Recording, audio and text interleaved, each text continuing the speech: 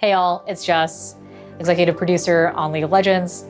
You might have noticed the title of this video is a little bit different than usual. It used to be called Riot Please. We've tried this format out for about 4 years, and obviously since then we've launched a ton of games. And so what we want to do is still use this format or this venue to be able to talk to you about what's coming up, but also be able to give more dedicated time to each of the games so we can actually give everyone breathing room. Today we're going to be focusing on LoL PC the MOBA and cover 3 topics. First is going to be the state of the game, second is going to be the client, and third is going to be game clarity. Now I'm going to hand it off to Andre, who's going to talk about state of the game. Hey folks, my name's Andre and I'm the game director for League of Legends. We're going to be talking today about how the preseason item update went and the overall state of the game right now. Looking at items first off, we think we've got in place a system that should allow some good increases to choice and diversity for most champions. At the moment though, individual item balance is often overshadowing what could be interesting choices. Items like Sunfire or Gore Drinker have just been universally good choices for the damage or healing they bring. And so one of our first priorities has been chipping items like that down so they're not just dominating in terms of raw stats. On the other side of things, we've then also got some items that just haven't been delivering. So we've been doing work on things like Chemtech Putrefier, which we've been broadening the feasible users there.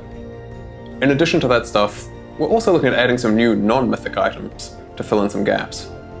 A couple of examples of those are an enchanter item we're trying that's meant to be good against dive or anti-carry heavy teams, or a tank item aimed at countering split pushes, so that even if you're not a split pushing champion yourself or able to just 1v1 a split pushing trend or whatever, there's still a good item to turn to in those situations. So let's look at mythic items in a bit more detail. One of the things we particularly want to avoid is when champions are hard bound to a particular mythic. We're defining hard binding as when a champion buys that item in 75% or more of their games. Sunfire is a good example of that, with a lot of tanks buying Sunfire in 80% plus of their games. Post nerfs, that's down to about 45%, which we think is a lot healthier.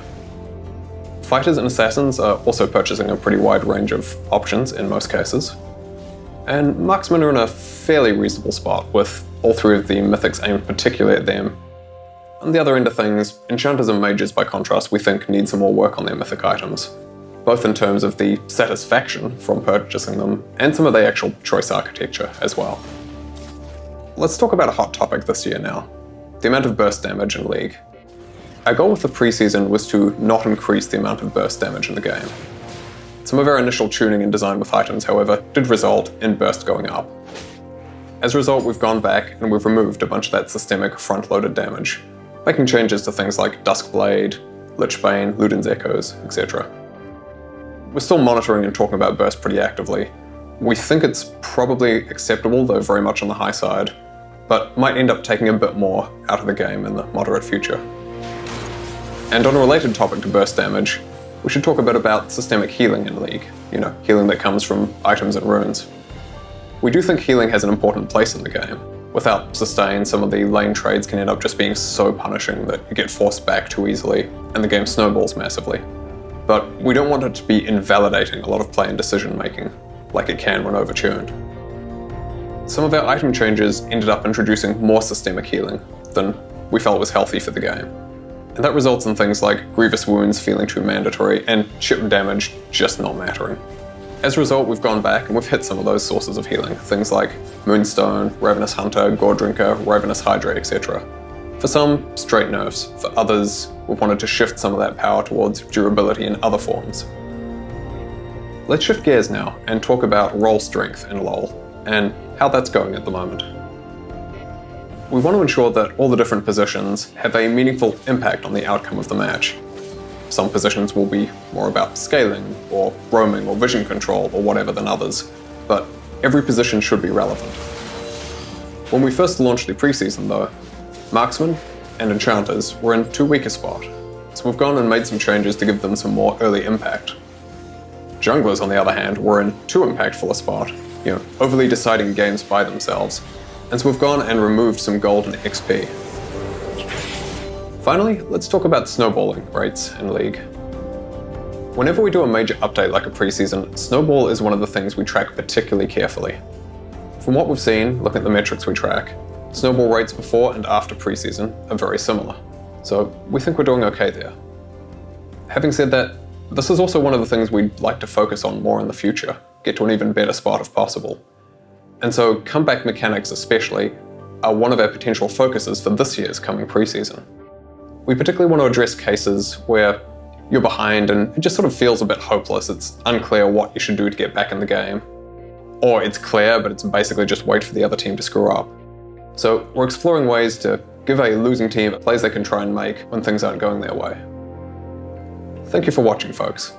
Here's Jess again. All right, let's get into the client. The client's obviously been a pretty long-standing pain point. So in the beginning of 2020, the first focus area that was clear to us was actually how much memory it was taking to kind of load each one of these screens. We then basically optimized each one of those screens and was hoping for an improved overall navigation experience. But champ select and end of game screen continued to be pain points for players, and so we took a special look at them. What you should see at the end of the day is a significantly faster client compared to the start of 2020. Now, a bunch of you have kind of mentioned, the social panel is still an issue for you. All those issues that you see with friends not showing up, things like that, we're going to be addressing that this year. The second thing that we're going to be looking into is stability. We've seen kind of the crash reports that players have been sharing with us, so we want to take a pretty firm stance and actually do a full burn down on all the crashes, and so we're going to be addressing a lot of those too. Next, I want to touch on game clarity. Game clarity is one of those things that all the teams kind of work on in a more evergreen way for any of the content that they make. But we want to bring up this topic right now because it's been over 10 years and we've pushed a lot of champions and skins to the game. And so what we want to make sure we don't betray is kind of that level of competitive integrity where now characters might be unreadable or hard to understand what they do or how do you play against them. The first input into that framework is the silhouette. It's the foundation for all of our champions, and we want to make sure that each and every champion has a distinct silhouette. So for example, take Senna. Senna is one of those champions that her silhouette is kind of defined by her ginormous gun. And so you can kind of understand that that gun is her source of power. And what we can do is kind of stretch all the other elements that kind of surround her abilities, because at the end of the day, the enemy knows that it's all going to be coming from this gun. I'll also give a counterexample. Lee Sin is a pretty tough character to actually make skins for, not because he's a complex character by any means, but actually because he has very few distinguishing factors about him. But his animations are what makes him really Lee Sin. And so when we were creating Dragonmancer Lee Sin, it was actually pretty tough. What ended up happening is, when the skin reached PPE, people were starting to notice that they couldn't really recognize that this was Lee Sin. And that was a little bit hard for them to kind of play with, play against.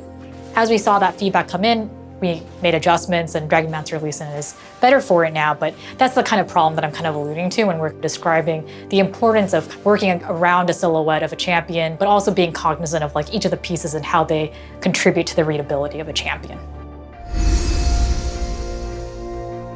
Next on the list is a new thematic called Space Groove.